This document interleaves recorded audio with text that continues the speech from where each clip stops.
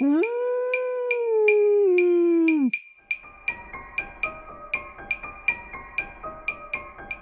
Êtes-vous prêt à voyager des frontières de vos peurs aux limites de vos rêves, à rencontrer des mythes et des légendes, des diables et des anges, à vous laisser conduire sur les chemins de l'étrange? Arcanum Fabulas. Saison 8.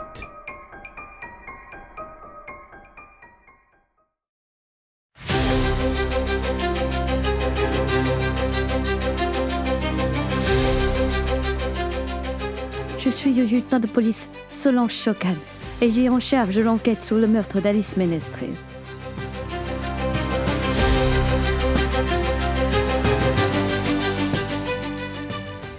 Au départ, tout pouvait sembler simple et limpide. Mais comment résoudre un meurtre qui se répète plusieurs fois?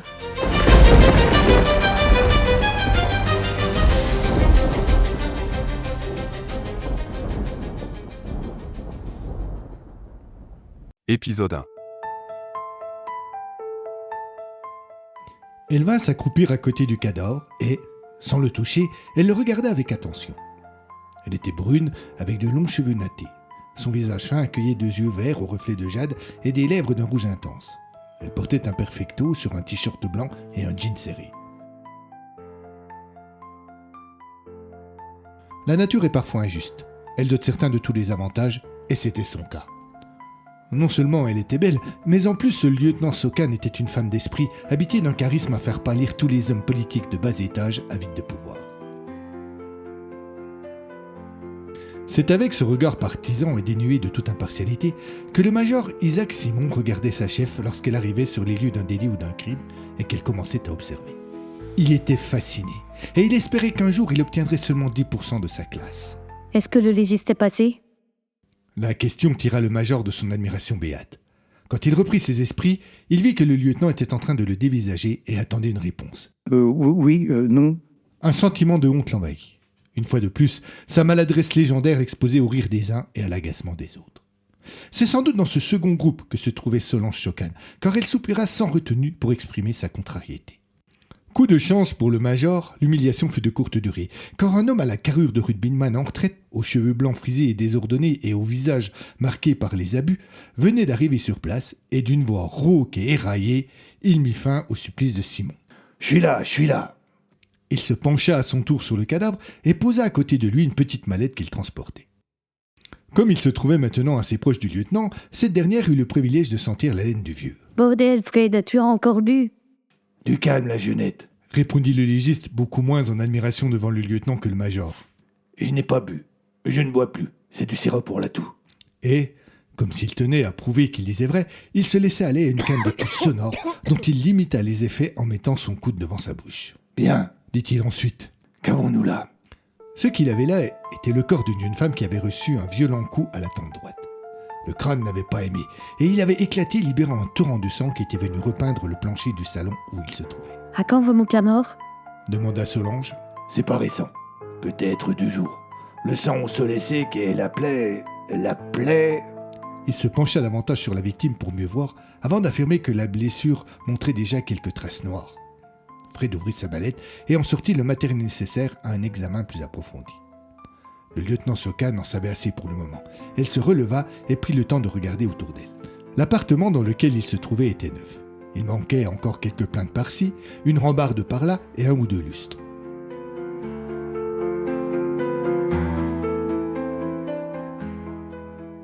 Solange fit le tour de la pièce. C'était un salon de cuisine aux murs blancs et avec une baie vitrée qui donnait accès à un petit balcon. Elle ne cherchait pas d'indices, comme le pensait le major Simon. Elle cherchait juste à s'imprégner du lieu, à ressentir. Elle finit par revenir vers Isaac. « C'est qui est la victime? » Oui, enfin, on pense. On pense. Oui, on pense qu'il s'agit de la locataire des lieux, mais on n'a pas encore pu le confirmer. Oui, il y a des chances en effet. Alice Ménestrel. Ménestrel? C'est vraiment son nom? Demanda Solange en souriant. Oui, enfin, c'est celui de son mari. Elle fronça les sourcils, puis se retourna pour voir l'évier. Son mari? Ils sont séparés? J'en sais rien. Elle vit seule ici, c'est certain. Il n'y a qu'une tasse dans l'égoutteur à vaisselle. Simon fut bluffé. Il n'avait pas remarqué ce détail. Le rire de Fred ramena le major sur terre. En imitant de manière grotesque le lieutenant Socan, il reprit. « Il n'y a qu'une tasse dans l'égoutteur à vaisselle.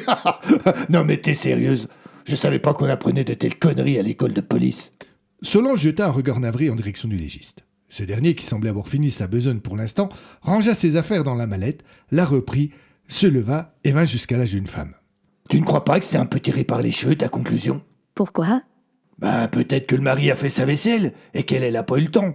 Ou l'inverse d'ailleurs. Ou peut-être que monsieur est en déplacement. Je ne sais pas, moi. » Solange ne se formalisa pas. Au contraire, elle approuva. En effet, toutes ces explications pouvaient parfaitement coller. Mais en fait, elle n'avait pas que cet argument au service de sa thèse. Et face au scepticisme de Fred, elle lista les autres. Il n'y avait pas de nom sur la sonnette, comme si on n'avait pas eu le temps de mettre une étiquette. Personne ne semblait s'être inquiété de l'absence de la victime depuis 3 jours. Et sans la curiosité d'une voisine qui avait remarqué que la porte était ouverte, la malheureuse aurait pu pourrir ici sans que cela n'interpelle personne. À l'entrée, il y a un petit meuble rempli de paires de chaussures. Toutes des paires de femmes, si l'on acceptait les 3 paires de baskets à la pointure bien trop petite pour Anne. Idem, sur le porte-manteau, au-dessus du meuble, 2 vestes très féminines et un imperméable rose. Et enfin, il n'y avait qu'une tasse dans l'égoutteur à vaisselle. Fred regarda Solange avec résignation. Il laissa planer un léger silence et, dans un long soupir qui en disait beaucoup sur son état d'esprit, admit sa défaite. La jeune femme savoura un court instant cette petite victoire, puis l'important reprit le dessus. Alors que Fred, tel une armée battant en retraite, s'était éloigné en direction de la sortie, elle l'interpella. « Tu as fini avec le cadavre ?» Ouais, Répondit le légiste sans prendre la peine de se retourner. j'ai fait toutes les constatations possibles. Je vais quand même pas le découper ici. Visiblement, il avait la défaite amère. Il disparut dans le couloir. Solange retourna auprès de la victime et prit pour la première fois la peine de regarder son visage couvert de sang. C'était une femme qui devait avoir entre 45 et 50 ans. Ses traits étaient fins si l'on acceptait son nez un peu écrasé. Ses yeux en amande étaient ouverts. Solange les lui ferma. C'est à ce moment qu'il arriva. Ce putain de mal de bide, cet écœurement profond, cette envie de vomir. Comme à chaque fois qu'elle se rendait sur les lieux d'un crime, à un moment ou à un autre, ses émotions reprenaient le dessus et alors, elle entrait en empathie avec les victimes. « Je vais y trouver le salopard qui t'a fait cela. » Murmura-t-elle à destination de la morte. Puis elle se releva et se retourna vers le major. « Vous pouvez faire enlever le cadavre. Et faites vérifier son identité. Bien, lieutenant. Et l'enquête de voisinage? Elle est en cours. Châtier s'en occupe. Bien. Vous me ferez parvenir tous les rapports le plus vite possible. Je retourne au commissariat.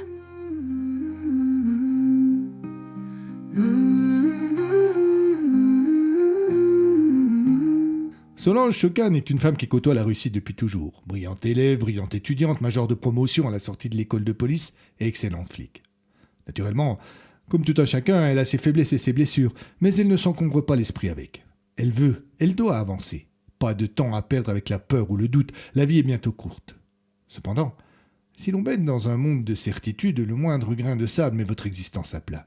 Et lorsque vous commencez à comprendre qu'il faut accepter le doute, que le blanc et le noir peuvent donner d'autres couleurs, il peut être facile de s'écrouler. Sans le savoir, c'est le risque qu'a pris Solange en plongeant dans l'affaire du meurtre de Lys Ménestrel.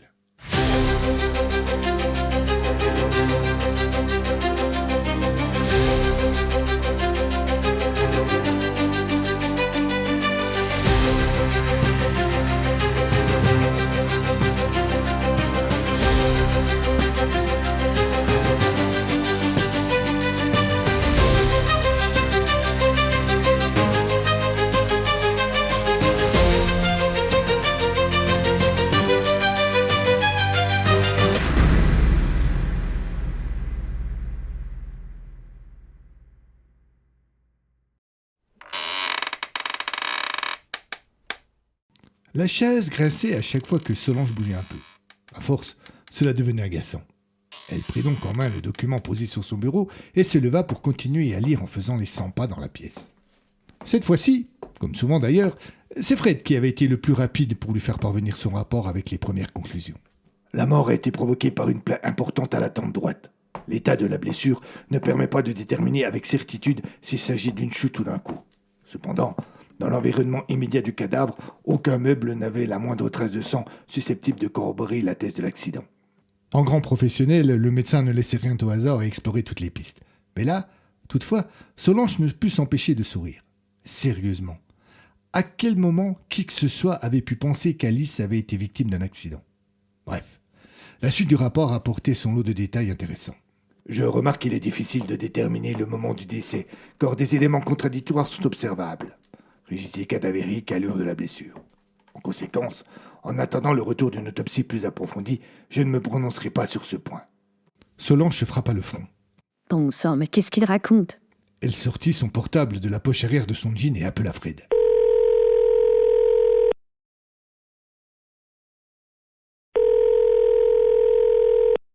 C'est quoi ce rapport? Dit-elle sans préambule lorsque le médecin décrocha. Oui, bonjour. Tu me prends pour une conne? Tu as dit qu'il était mort depuis 2 ou 3 jours. Alors écoute-moi bien, la jeunette. Je vais raccrocher. À partir de là, tu auras 2 options.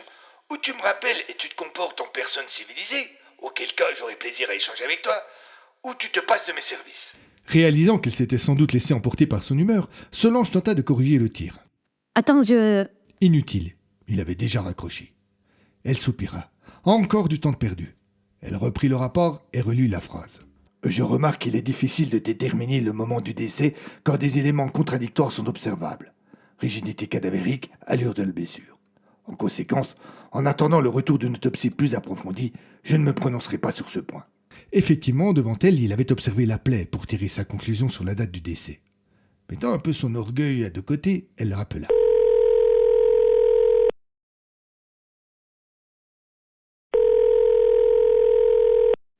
bonjour Fred. Fit-elle sur un air enjoué, mais surtout surjoué. J'espère que tu es en pleine forme. Bonjour, Solange. Répondit le médecin en prenant le même ton. Je vais très bien. Et toi? Je vais très bien, merci. Dis-moi, dans ton rapport de mai... Attention, la jeunette. Tu prends le virage trop serré. Elle se racla la gorge. Dans ton rapport, tu dis que tu ne peux pas déterminer le moment de la mort. Mais tu m'as dit le contraire tout à l'heure. Oui, je t'ai répondu après avoir observé la plaie. Mais en m'intéressant à la rigidité cadavérique, ça ne correspondait pas. Et tu pouvais pas me le dire avant de partir. Ben non. Tu étais trop occupé à me démontrer que la victime vivait seule. Je ne voulais pas t'empêcher de soliloquer. On dit que la vengeance est un plat qui se mange froid. Fred, pour sa part, l'appréciait encore tiède. Cela énerva naturellement Solange, mais dans le fond, elle ne lui en voulut pas. Au commissariat, il était l'un des rares à ne pas être béat devant elle et à ne pas hésiter à la remettre en place. Il le faisait toujours sans méchanceté et semblait lui dire à chaque fois « Tu sais que c'est pour ton bien !» Elle finit par avoir un sourire malgré elle.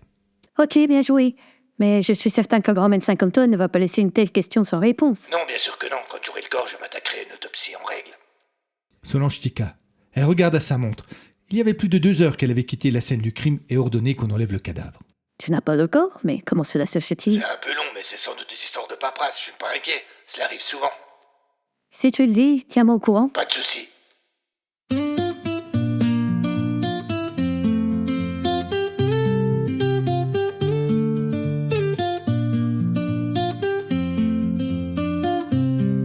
Mama, mama,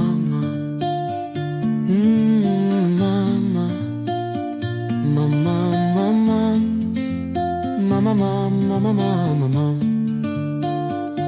mama, mama, Quand elle eut raccroché, elle estima qu'il était temps de faire une petite pause café. En effet, n'ayant pas le rapport définitif et le major Simon n'étant pas encore revenu avec les résultats de l'enquête de voisinage et la confirmation de l'identité de la victime, elle était quelque peu coincée.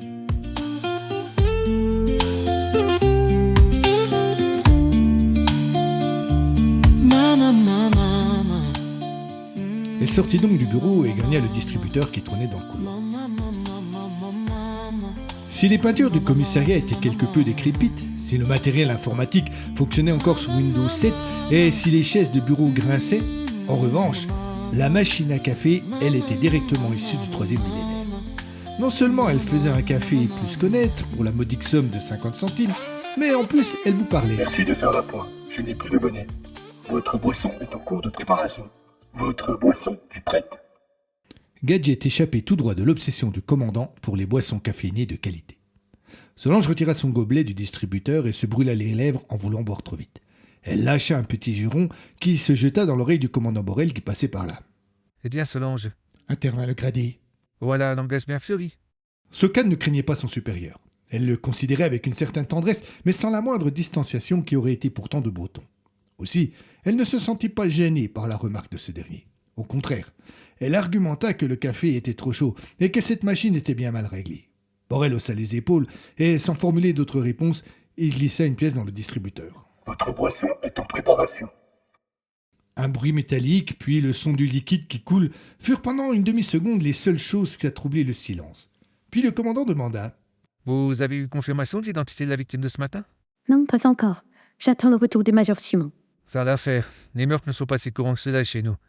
Je pense que je vais vite me taper une mère. Votre boisson est prête. » Tandis que le commandant se penchait pour récupérer son gobelet, Solange fronça les sourcils. « Vous tapez le maire ?» demanda-t-elle sans comprendre. Le commandant la regarda d'un air navré, et puis voyant qu'elle ne réagissait pas, il précisa. C'est une image, ça veut dire qu'il va m'appeler et me mettre une pression d'enfer. Donc j'aimerais vraiment que votre enquête avance au plus vite. Vraiment plus vite.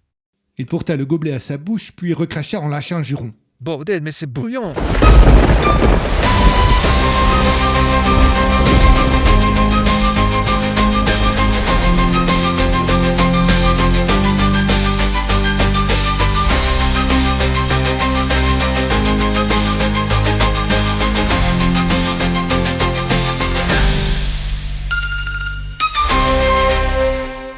À suivre.